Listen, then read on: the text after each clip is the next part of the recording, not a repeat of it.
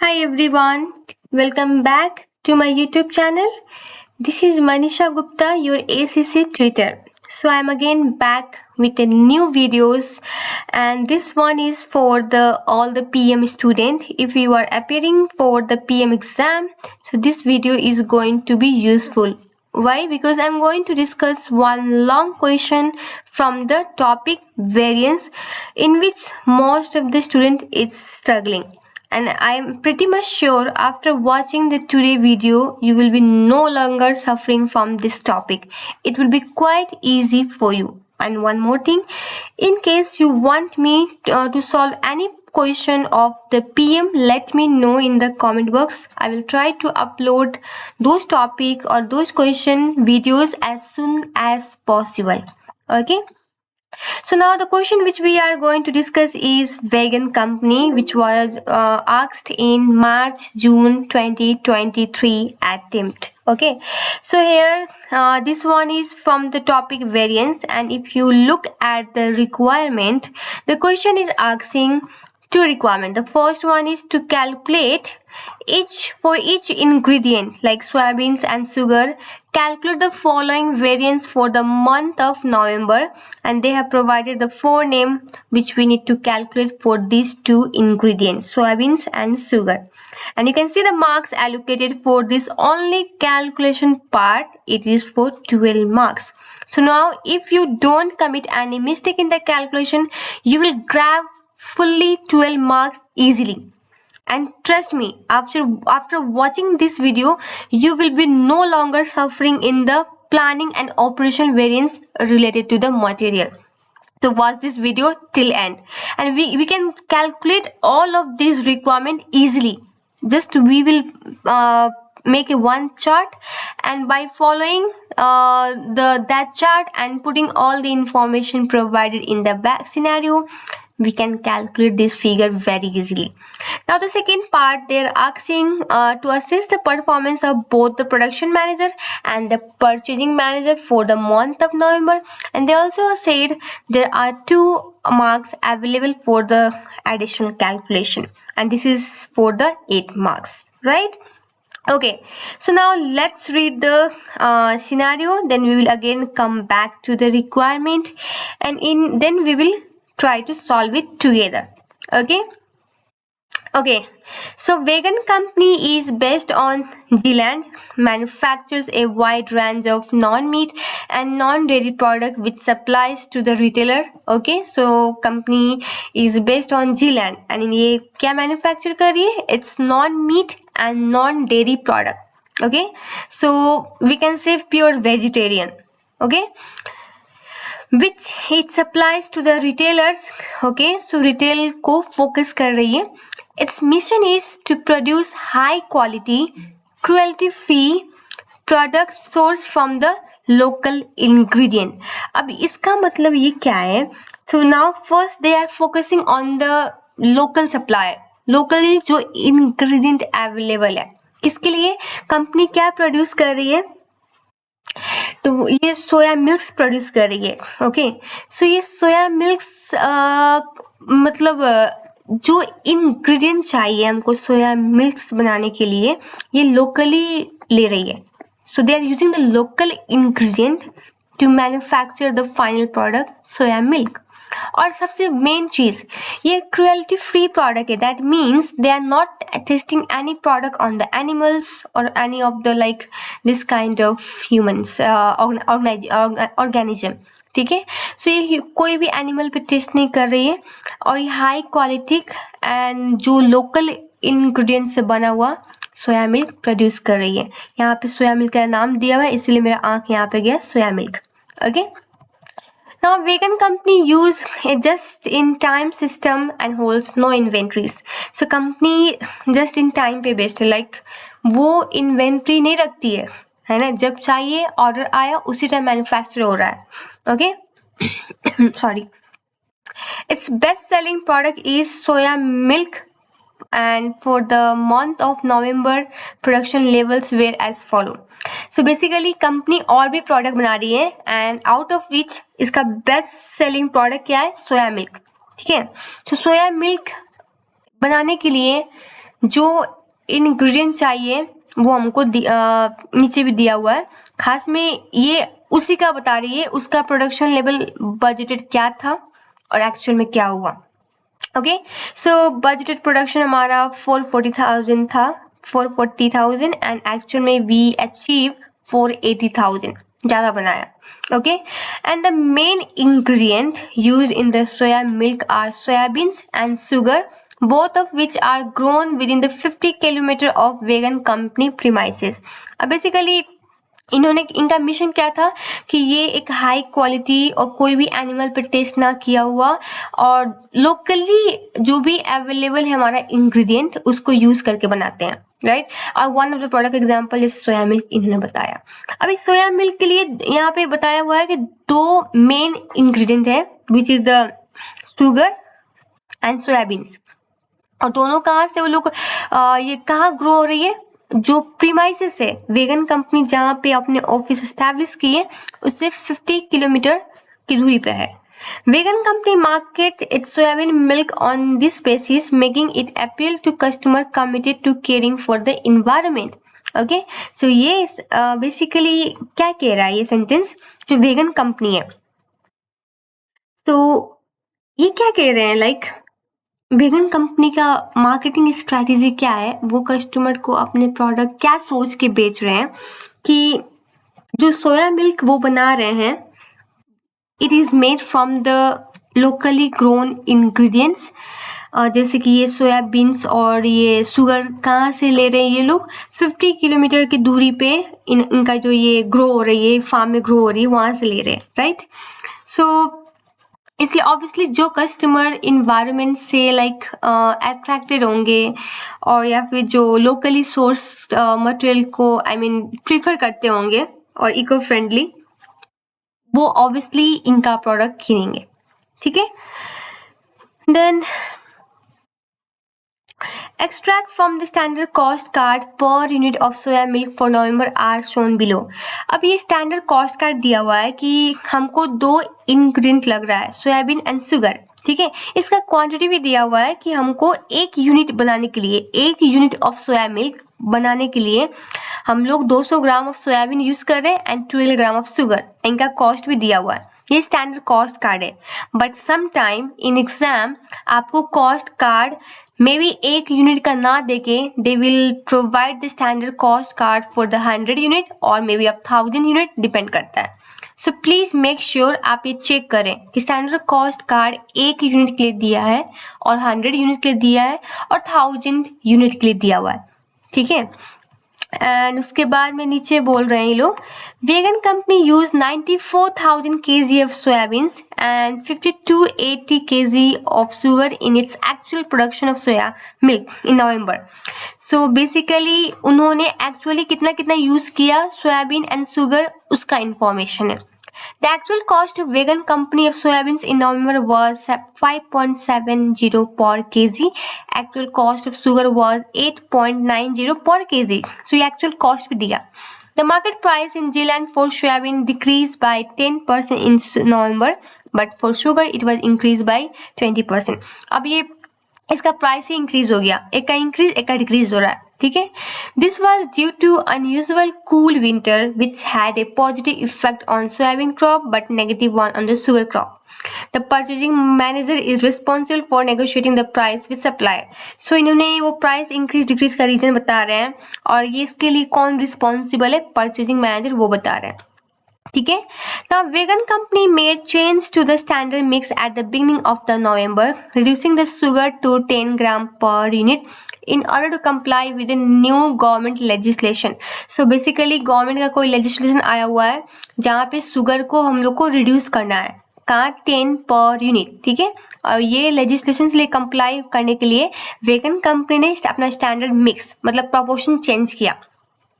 To try to maintain the consistency of the milk, vegan company also decreased the soybean content from 200 gram per unit to 190 gram per unit. At the same time, production manager is responsible for the product mix at the vegan company. So production manager किसके लिए responsible है, product mix के लिए। So basically ये part अभी information दे रहा है कि ये changes हुआ, ये किसके कारण हुआ, ये कौन responsible है, वो सब explain कर रहा है। None of the above changes to the price and the quantity were reflected in the standard cost card for November, which is prepared by the account department and updated twice a year, despite both purchasing and production managers stating that this is not frequent enough. So अब requirement हमको क्या बोल रहा है, planning price variance, planning sorry operational price operational variance uses planning variance uses operational variance calculate करने को. Now main thing, ये planning और ऑपरेशनल वेरिएंस क्यों आता है वो समझते हैं. कैलकुलेशन का पार्ट आप इजीली समझ जाओगे. मैं कहती हूँ ना, मैं अगर सॉल्व की ये क्वेश्चन, ये जो 8 कितना 12 मार्क्स का है ना, ये आपको 2 मिनट भी नहीं लगेगा सॉल्व करने के लिए. इंफॉर्मेशन पिक करना है, जो मैं चार्ट बनाऊंगी उसमें रखते जाना है. आप वीडियो को इन तक देखें, आपको सब क्लियर हो जाएगा. तो मैं क्या बोल रही थी, प्लानिंग और ऑपरेशनल वेरिएंस क्यों आता है. सो प्रीवियसली हम लोग जो प्राइस और यूजेस वेरिएंस कैलकुलेट कर रहे थे, वहाँ पे कुछ फैक्टर ऐसा था जो मैनेजमेंट के कंट्रोल में था और कुछ फैक्टर ऐसा था जो मैनेजमेंट के कंट्रोल में नहीं था. फॉर एग्जाम्पल, हम लोग ने प्राइस वेरिएंस कैलकुलेट किया, वो एडवर्स आया. अब प्राइस वेरिएंस एडवर्स आया कि अब ये भी हो सकता है कि मैनेजर ने अब गुड क्वालिटी का मटेरियल कीना होगा, जिसके वजह से प्राइस हमारा हाई पड़ा in actually as compare to the standard one. और ये भी हो सकता है कि हमारा वर्ल्ड वाइड उस मटेरियल का प्राइस इंक्रीज हो गया. अब देखा जाए, ये जो वर्ल्ड वाइड जो प्राइस इंक्रीज हुआ, ये मैनेजर के कंट्रोल में नहीं था. ये हमारे बजट में प्रॉब्लम था. बजट नहीं, ये एज्यूम्शन, ये सिचुएशन को रिफ्लेक्ट नहीं किया, है ना. सो उस केस में क्या करना पड़ता है, हमको बजट को रिवाइज करना होता है. व्हाई?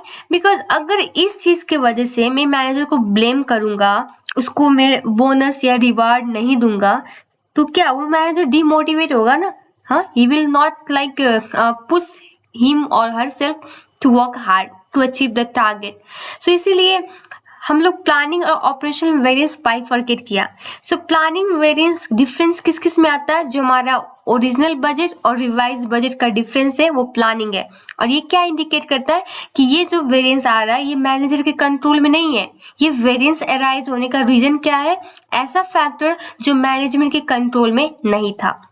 बट ऑपरेशन वेरिएंस की बात की जाए तो ऑपरेशनल वेरिएंस अगर अराइज हुआ वो फैक्टर की वजह से जो मैनेजमेंट के कंट्रोल में था. ठीक है. सो इसीलिए हम लोग प्लानिंग एंड ऑपरेशनल वेरिएंस में बाइफर्केट करते हैं. अब यहाँ पे वो चीज कैलकुलेट करने के लिए बोल रहा है. तो आपको क्या करना है, आपको बस एक चार्ट प्रिपेयर करना है.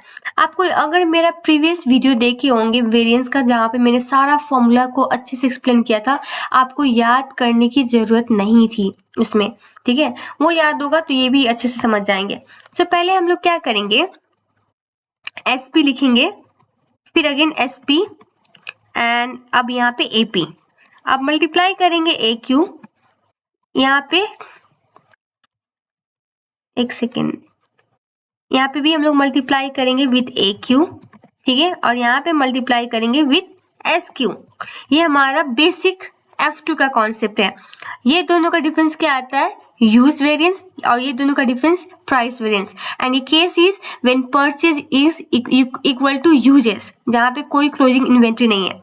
अब ये जो प्लानिंग ऑपरेशन वेरिएंस के लिए ना, आप क्या करो, यहाँ पे एक और कॉलम ऐड करो.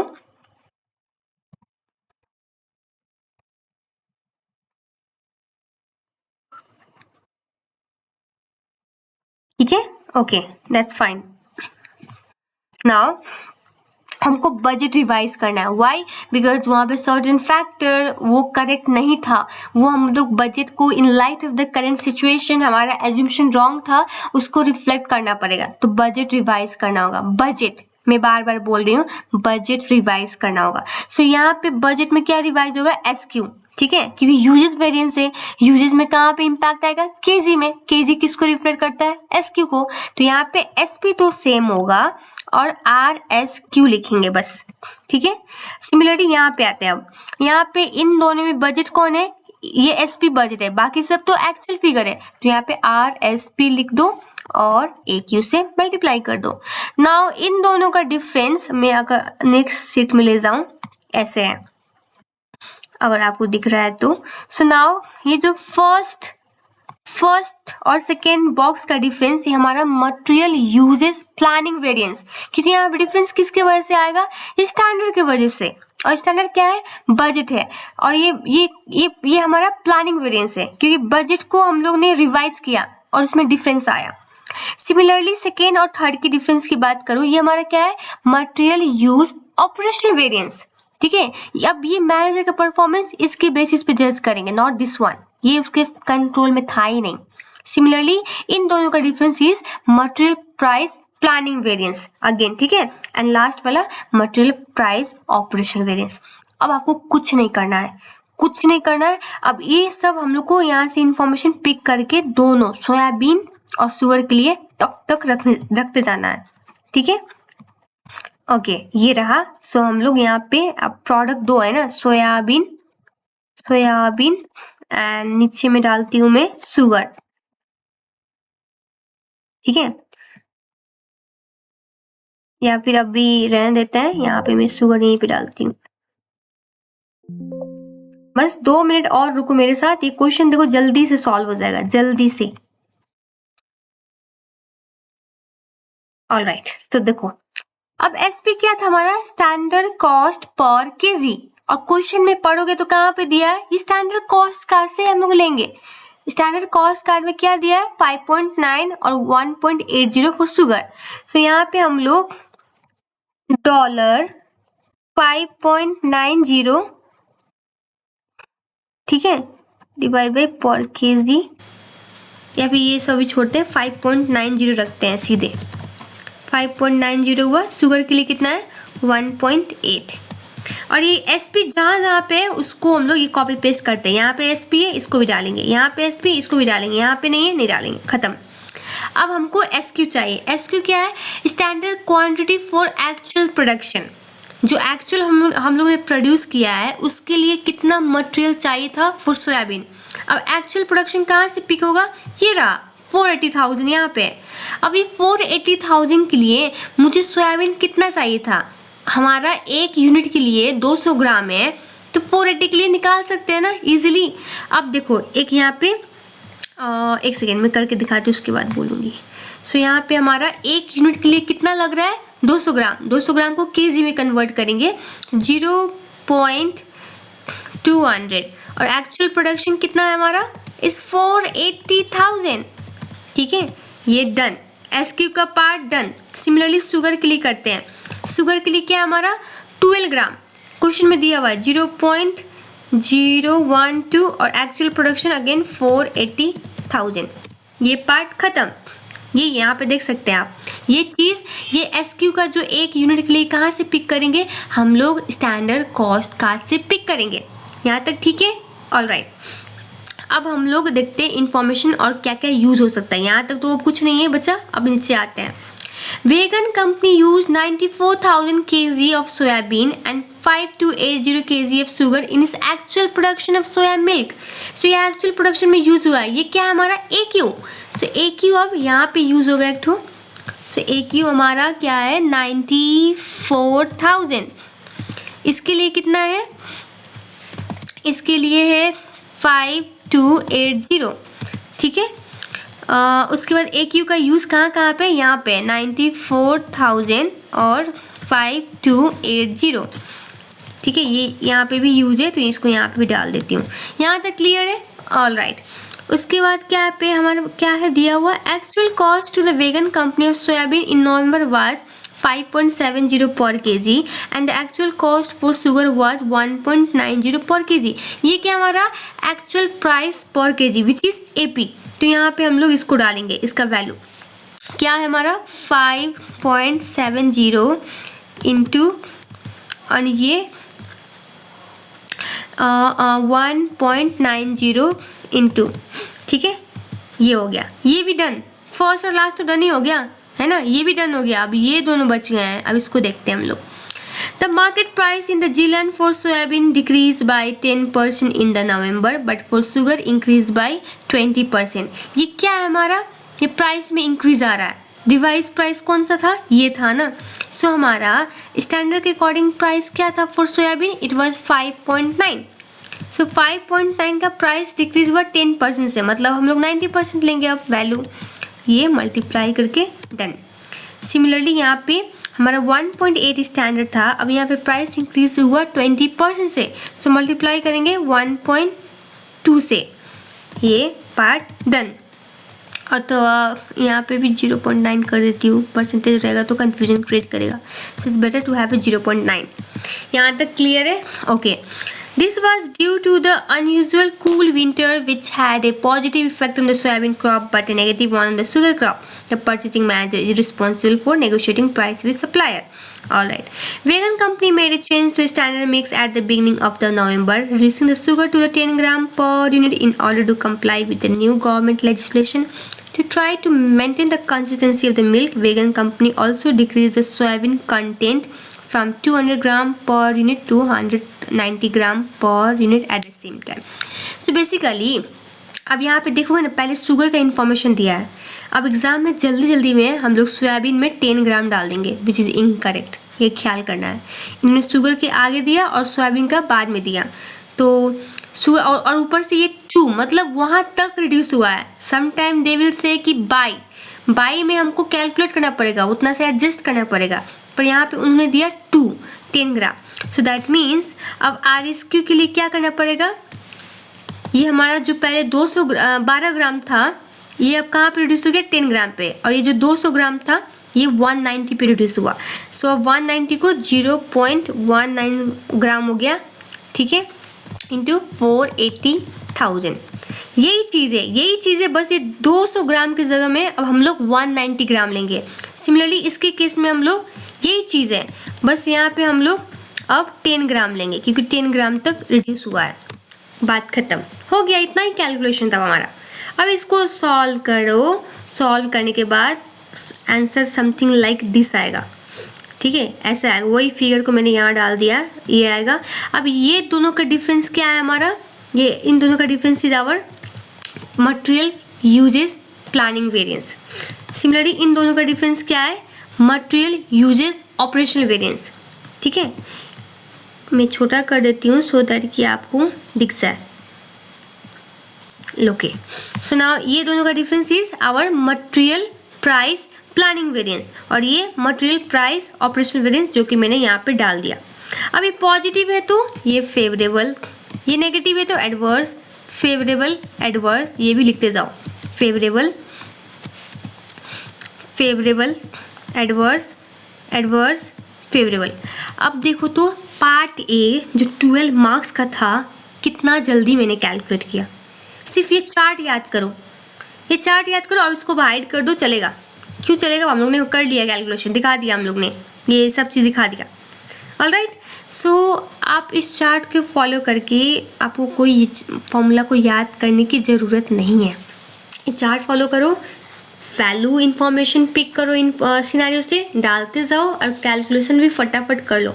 और एग्ज़ाम में भी स्प्रेडशीट दिया रहता है ना।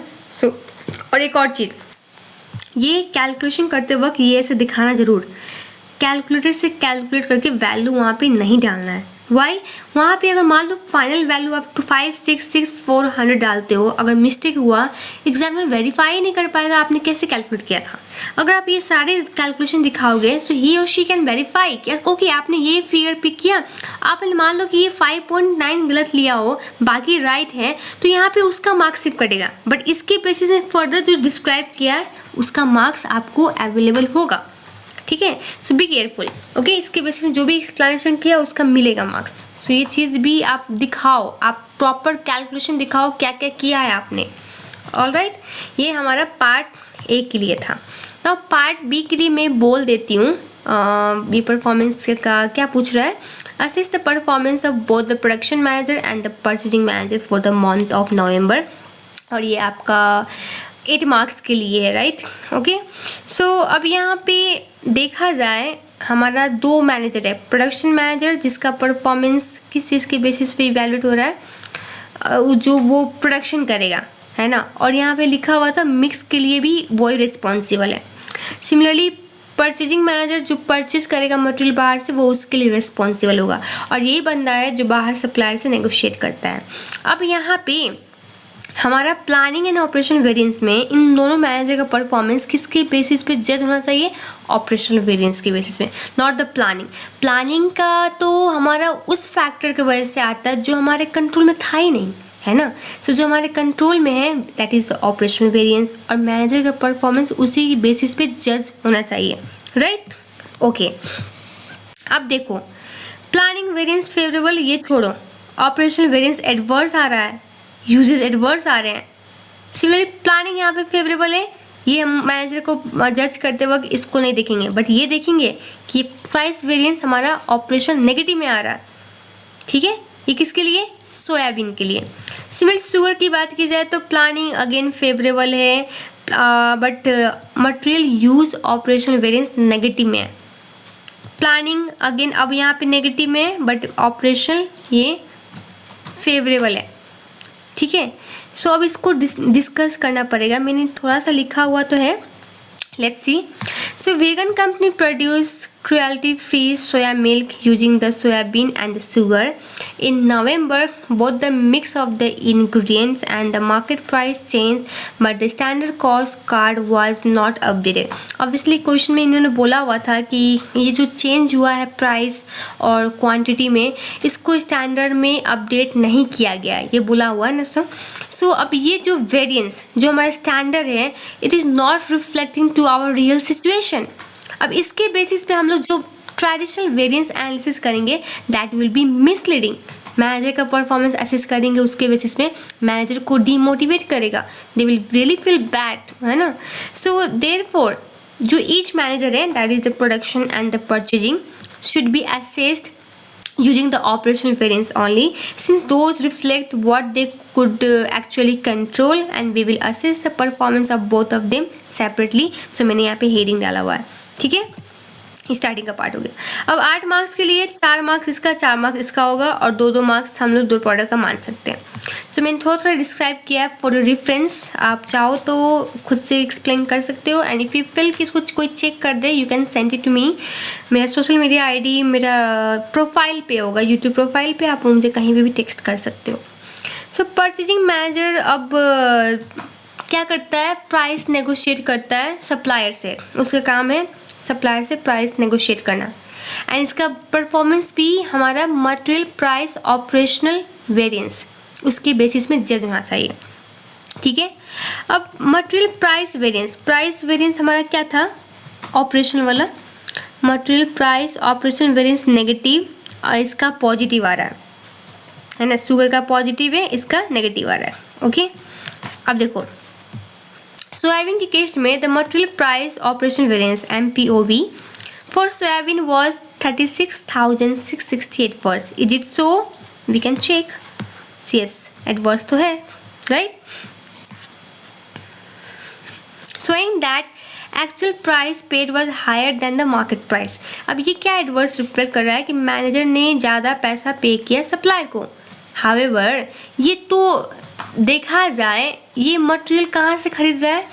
50 किलोमीटर दूरी पे एक फार्म में, वहाँ से वो लोकल इंग्रेडिएंट परचेज करके फाइनल प्रोडक्ट बना रहा है, और इसके पास नो ऑप्शन लेफ्ट, है ना। ये उसी के पास जो खरीदना है वो भी इसमें बोला हुआ है, ठीक है। सो however vegan company only buy from the local supplier within the 50 kilometers, so purchasing manager does not have access to the all of supplier in the Zealand. So यहाँ इसका लिमिटेशन है, उसको बाकी सप्लायर से एक्सेस ही नहीं है accept those वही जो 50 किलोमीटर के लोकेशन पे लोकेटेड है। So limiting the manager's choice and bargaining power, consequently their ability to negotiate price is restricted, and the adverse variance is understandable, not fully their fault.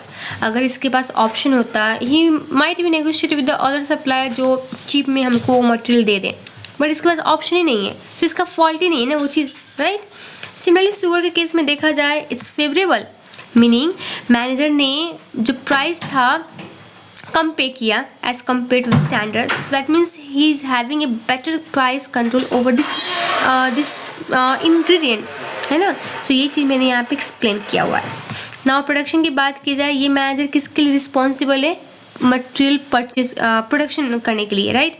So how much material is use but not the standard cost, ठीक है। Material कितना कितना use होगा और कितना unit use करके final output बनाना है, उस पर इसका ध्यान रहेगा। So this should be assessed based on the material usages operational variance, ठीक है।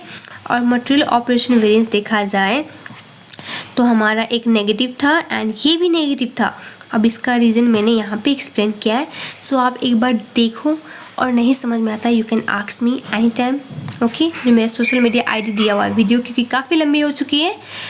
सो आई होप ये पार्ट अब क्लियर होगा एंड अब आगे से जो material price and operational variance का क्वेश्चन होगा, you will not going to get any mistake in that particular question. So अगर वीडियो अच्छी लगी तो please subscribe to my channel and share it among your friend, and in case you want me to make any video on the particular topic or question, let me know in the comment box. I will try my best to get it done as soon as possible. So thank you so much guys for watching. Have a good day.